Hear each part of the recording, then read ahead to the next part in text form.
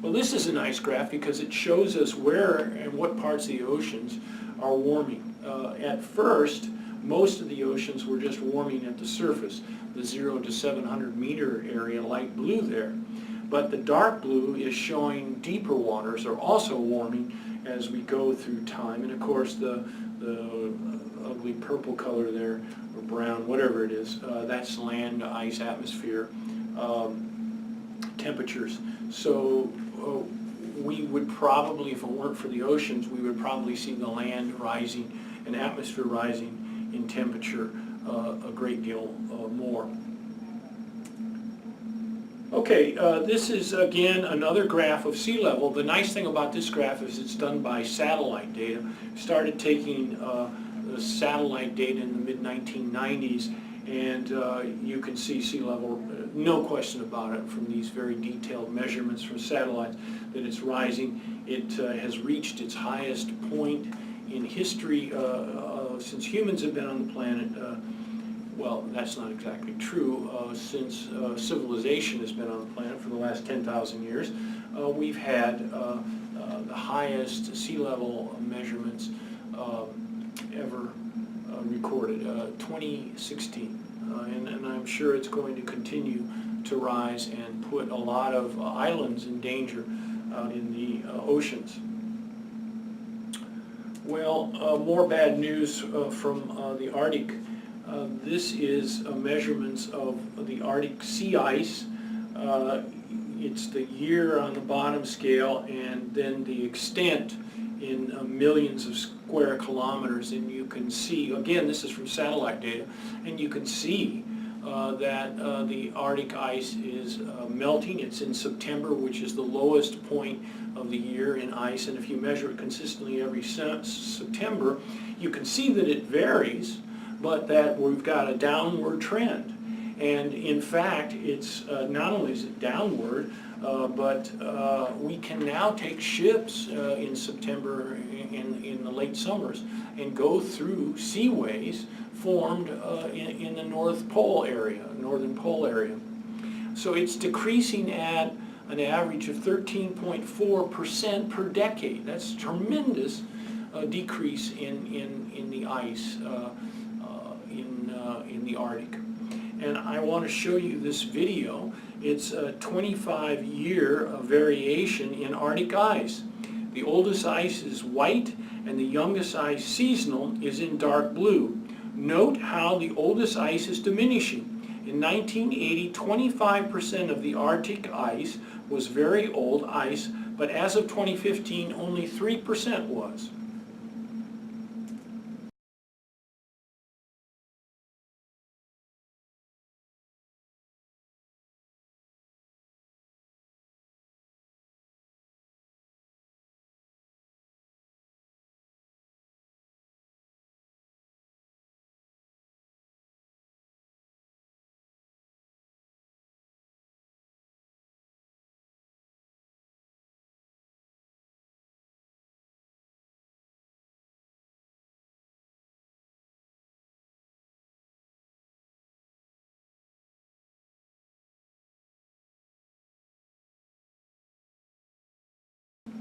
And you know what? It's not just Arctic ice. We've had alpine glaciation melting for 120 years or so, but now our great ice sheets, Greenland and Antarctica, are starting to melt. This again from satellite data. The extent of the glaciation melting is getting to be serious. It started in the latter part of the last decade, and it's been increasing every year. We're losing our glaciers. If that doesn't concern you, I don't know what should. Not only is the ocean expanding due to the temperature increases, but it's also increasing because of the melting of alpine glaciers, and now Greenland and Antarctica most recently. So I feel like we need to really get a handle on this. If you want to know exactly how much, In Antarctica, 134 billion metric tons per year. In Greenland, 287 billion metric tons per year. And of course that is increasing every year as we go on. And it's just started since just before 2010. So it's just as everyone was predicting back in early 2000s that we were going to have these kinds of events taking place. This graph is a graph of radiative forcing. And radiative forcing is basically the difference between the amount of energy absorbed and the amount radiated back. So greenhouse gases are going to have a big,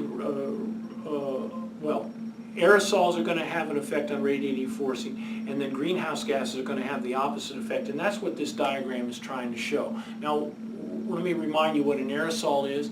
An aerosol is any particle in a gas. Examples would be soot in combustion, salt from sea spray, dust in the atmosphere, anything that might reflect light back out into space.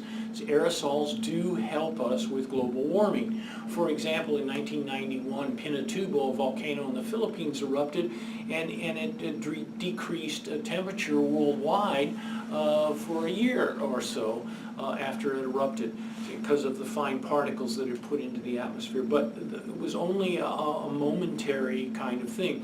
People have suggested geoengineering, where we run around and put hydrogen sulfide in the atmosphere. But that's always dangerous to geoengineer out of a problem. People have been talking about throwing iron in the oceans. We just don't know the effects of these kinds of things. We don't want to do things drastic like that if we can avoid them. What we want to do, I think, is reduce greenhouse gases so that we won't have to take more drastic measures and not knowing the results and the potential for cataclysms due to geoengineering projects. Well, look at the aerosols. They are having an effect, a positive effect. They're driving the radiative forcing towards negative numbers, which means more is being reflected back out by of the lights being reflected back out into space. But the greenhouse gases are more than compensating. Look, we have carbon dioxide the most, then methane. Then we have ozone in the troposphere. Next would be stratospheric water vapor. And then, of course, this surface albedo is due to land use. You know, if you tear away the vegetation, you're going to get more reflection off into space. And we've been, removing vegetation more than we've been growing on the planet. Black carbon on snow tends to absorb heat, so carbon from the soot from our manufacturing has hurt, and the net effect overall is from human activity is to increase the amount of greenhouse effect. Even though aerosols are helping, it does not offset the effect from greenhouse gases, nor does it offset it by any huge amount, as you can see from this graph. So I think we need to make sure that we're not depending on aerosols in the future. Look, I'm not against industry. I'm for free trade and all that. What I'm hoping for is that we can get industry to be good citizens and to help protect our planet from what could turn out to be a catastrophe for our time. Well, this is, sometimes it helps, I think, if you see actual effects of this kind of stuff. This is a glacier that used to exist in Olympic National Park. I've been out there. I didn't even know that there were glaciers at one time so recently in Olympic National Park. But this is a picture taken in 1905. And then look at it in 2010. The glacier's gone, long gone, I might add. And it should give you some food for thought. These are called, this gives me a chance to mention feedback loops. A feedback loop is something like ice. as the ice grows, the albedo changes and light will be reflected back out into space, thus cooling off the planet more. If the glaciers are moving and melting, then less light will be reflected back out into space, and the planet will become warmer and the glaciation will melt more. You can see where the feedback loop comes in, then more heat will be, and it goes on and on. So you get into one of these deadly feedback loops, and it could be dangerous. The same thing is happening with water in the atmosphere. As you warm the as you warm the atmosphere can take on more water, which then makes for more greenhouse gas, which makes the atmosphere expand more, which then can take on more water. And you get the point, another feedback loop. Well, there's an impact too from vegetation. We've already talked about that. There were hopes that vegetation might suck up a lot of the carbon dioxide that we're putting in the atmosphere. That hasn't happened. It takes up a little bit, but nothing to the extent that people were hoping that it might. So we can't count on vegetation. Well, this is a graph of the amount of anthropogenic carbon compounds, their sources. Coal is the primary producer of carbon that's going into the atmosphere, the burning of coal. Petroleum is next. Natural gas is next. We're trying to go to natural gas as a temporary way to get away from coal and maybe even oil. Fracking of natural gas has made the United States the #1 producer in gas in the world and oil due to our technology. And that I think will help America and the world right now temporarily while we can get a handle on carbon dioxide. Natural gas, cement production, and gas flaming are all important contributors to the carbon in our atmosphere, as you can see from this diagram. That's metric tons of carbon per year, billions, in billions, I'm saying. So important diagram. Well, I want to talk a little bit about this equation and show you what's happening here. Carbon dioxide gas, as it increases, it drives this equation to the right and you get carbonic acid. And then that carbonic acid breaks down to give the hydrogen ion, H+. And it's the hydrogen ion that makes something acidic. So the more carbon dioxide we put in the atmosphere, the more acidic we make our oceans, because the carbon dioxide will be absorbed in the ocean water and it will make it more acidic. Ocean water has a pH of 8.2 right now, so it's basic. 7 is neutral, below 7 is acidic. We do not want to acidify our oceans any more than they already have. We already have the whitening of corals. We're destroying our beautiful corals around the world because of the acidity due to global warming. This carbonic acid also affects calcium carbonate, and let me tell you how that works. Critters out there that form shells can form shells out of ocean water if it's basic, and they can precipitate calcium carbonate. But if you start making the oceans more acidic, it's harder for these creatures to make calcium carbonate because calcium carbonate dissolves in acidity. You know, one of the great sums right now for some of the carbon dioxide we're producing is the precipitation of calcium carbonate in the deep oceans. It's getting rid of carbon dioxide. The Earth would be much worse today if we didn't have that sump. But making the oceans acidic will start to dissolve that calcium carbonate and put CO2 back in the oceans, making it more acidic and of course, less habitable by creatures that make shells. This is a graph of radiative forcing again for all the anthropogenic gases. And I hope you can see that the most important one on this diagram is carbon dioxide, much more important than methane, nitrous oxide, or any of the others. And that's why everyone is so concerned over carbon dioxide. You know, methane's important too, but the focus right now is on getting our carbon dioxide concentrations down, that's for sure. In this diagram we have radiative forcing, again, effective radiative forcing. And you can see over here on the right a little bit easier what's being plotted. Let's go to the bottom part of the diagram where the radiative forcing is negative. You'll see things like aerosols. Aerosols are in the yellowish kind of color there. So aerosols have, they reflect light back out. This was, by the way, as of 2011.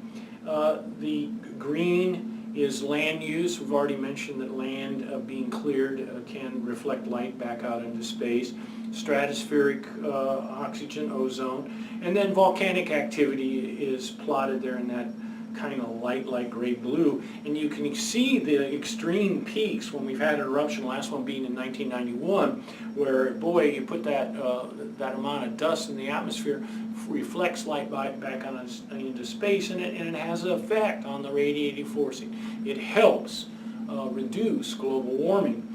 But we can't count on volcanoes, and it's only a very short period of time, as you can see, only for a couple of years or even less after the eruption in 1991. Let's go to the top part now, where these are the greenhouse gases, or the things that bring in energy. The first and most important is carbon dioxide. It's the big gray area there.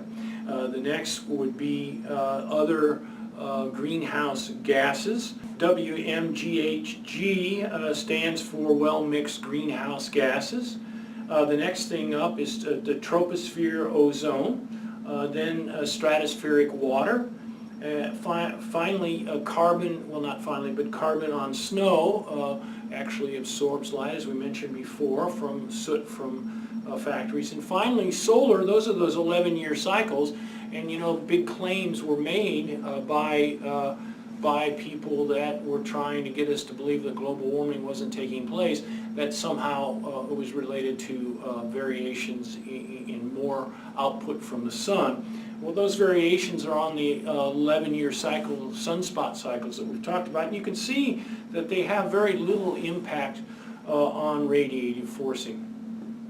So the bottom line is that black curve that you see there. That's the average of the radiative forcing, considering all the positive side and negative side, that is the aerosols and the greenhouse gases and so on. And you can see that we are seeing radiative forcing going up, and in a bad way. That is increasing the warming of the planet. Well, this diagram is interesting because for a couple of reasons. One, I'm plotting carbon dioxide, a PCO2, which is a partial pressure carbon dioxide, same thing basically, and the ice line latitude. This would be the latitude, the furthest extent of the glaciers, of the continental glaciers, in terms of latitude. And if we do that, we would be at the present point where 1 and 7 are there. And the range that you can see, it looks like the glaciers could get down to about 30 degrees if we were getting colder. But there would be only 3 stable areas on this diagram, and that would be where we are right now, as one of the branches. The second branch is the ice-covered branch. That would be a snowball Earth. And then the third is the ice-free branch. And the amazing thing about this diagram seems to suggest that we're at a point where you will not see a gradual decrease of ice melting back to the ice-free branch. It will occur very rapidly because it's unstable in between. And so we're going to reach a certain level of carbon dioxide, and boom, we're going to then go into a rapid melting cycle. We don't know how rapid that will be, but it looks like from this research that it's not going to be stable in between, and it's going to try to reach the ice-free branch. Look at where we were during Snowball Earth. Once you hit Snowball Earth, you jump from 2 down to the ice-covered branch. You really have to increase the carbon dioxide to get it out of the ice-covered stable branch, and then it doesn't go back to where 2 is, it goes up to the ice-free branch, and then you have to reduce the PCO2 in order to get us back down to 1. So it's a complex interaction, and it's not what you think it may be, a gradual decrease in ice worldwide. It could happen very, very quickly because we're right there on this so-called edge of equilibrium. And we'll talk more about this in a minute, about the tails, but let's talk about climate models. A lot of criticism about climate models. I think it's unfair. These climate models are extremely sophisticated, and they all get together every year and they balance the climate models to make sure they're all using or agree upon the correct equations. And so we can see that they're fairly reliable. Look at the gray area back before 2015, and you'll see that these models predict anywhere in that gray area. And they're pretty good at predicting reality, which is the black curve there in terms of temperature change.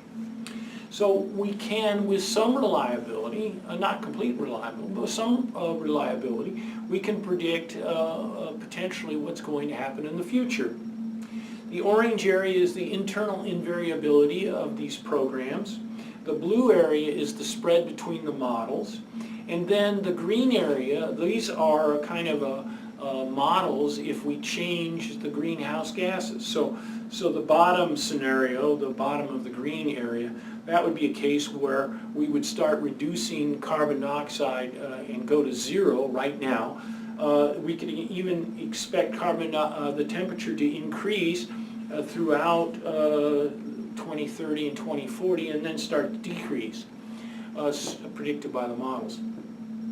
But if we keep continuing to increase, the models are definitely predicting an increase in temperature. If we increase in greenhouse gases, that is, we can expect the Earth to warm.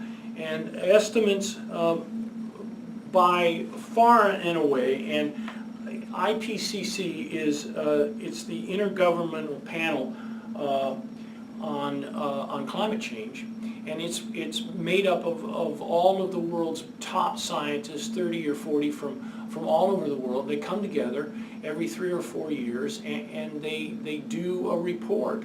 And every year they've reported that it's gotten worse. Their last report in 2013 basically said we're 99% sure that we're going to have an increase anywhere from 1.5 to 4.5 degrees centigrade. That's just a huge impact on our planet. That will be an immense impact on glacial melting and increasing the temperatures, or excuse me, the sea level of water. Finally, I read an interesting book on climate shock, called Climate Shock, and we talked about tails in that, and so I wanted to briefly mention the tail effects. When you look at a bell curve, which is shown here, there are certain events which have a low probability of taking place. But in the case of global warming, some of those events are, well, they're, kind of like disaster movie kinds of things. I'll give you an example. They could lead to 30% of the destruction of crops worldwide. We could see drastic melting of the glaciers in such a way that we might rise 5 meters by 2100. 5 meters, I mean, we're talking about covering most of Florida by a rise of that level. And those are tail events, called tail events. And that's because they fall at the tails of the bell-shaped curve. And so those are the kinds of things that everybody is extremely worried about. Not everybody, but the climate scientists are worried about.